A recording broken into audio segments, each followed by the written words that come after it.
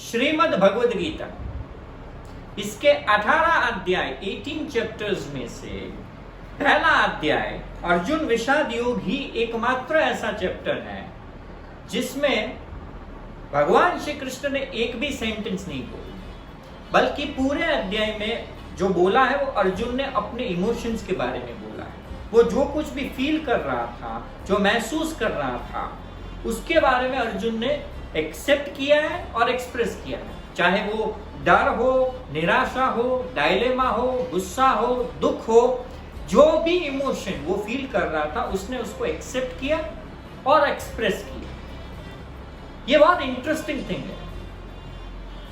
कभी इस बारे में सोचिए, अगर अर्जुन जो भी महसूस कर रहा था वो बहुत मोटिवेटिंग इमोशंस नहीं थे, नेगेटिव इमोशंस थे, अगर वो उन इमोशंस को एक्सेप्ट करके, उसका स्वीकार करके उसको एक्सप्रेस ना करता तो महाभारत के युद्ध में क्या होता? सोचिए, वो महसूस कर रहा है पर उसको एक्सेप्ट ना करके अगर वो युद्ध में उतरता तो युद्ध के परिणाम के बारे में तो मुझे नहीं पता, तो मुझे इतना पता है कि भगवद गीता ना होती। भगवद गीता के शुरुआत, सीखने की शुरुआत इस पहली चीज से हो रही है जहां पे स्वीकार हो रहा है पूरे इमोशंस का।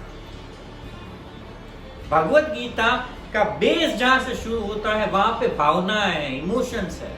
वो चीज जो शायद आप और मैं अपनी लाइफ में कई युद्ध, कई वॉर जो हम लड़ते हैं, कई बार फ्रंट्स पे लड़ते हैं और जो भी इमोशनल डायलेमा फील करते हैं, वो इमोशनल डायलेमा की तरह ही अर्जुन खुद एक इमोशनल डायलेमा में था और उसके स्वीकार से ही भगवद गीता की शुरुआत हुई।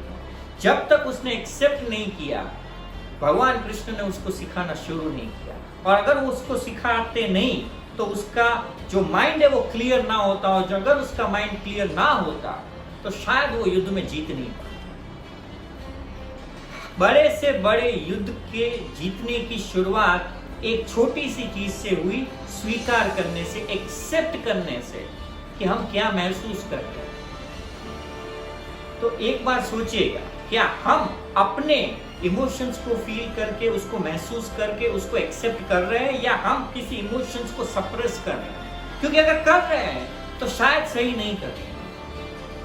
हर एक इमोशंस को एक्सेप्ट करके उसको समझने से ही भगवद गीता की शुरुआत होती है। अगर हम अर्जुन बनेंगे तो कोई ना कोई कृष्ण आके हमें गीता जरूर सिखाएगा, और यहीं से शुरुआत होगी हमारे ग्रोथ की, हमारी जर्नी की, जो शायद हमें किसी एक जीत की तरफ ले जाए। इसके बारे में सोचिएगा जरूर। भगवद गीता के रिलेटेड बहुत सी चीजें ऐसी हैं जो हम बहुत जल्द एक भगवद गीता सीरीज के फॉर्म में ला रहे हैं। और तब तक इस वीक में यही सोचिए, आप महसूस क्या कर रहे हैं और क्या उसका स्वीकार कर रहे हैं, चाहे अच्छा हो या बुरा। क्योंकि सिक्का है, अगर एक ही साइड प्रिंटेड हो तो वो सिक्का सही नहीं है। सिक्का तो असली वही होता है जो दोनों साइड से प्रिंटेड हो। वहीं से शुरुआत। मिलते हैं।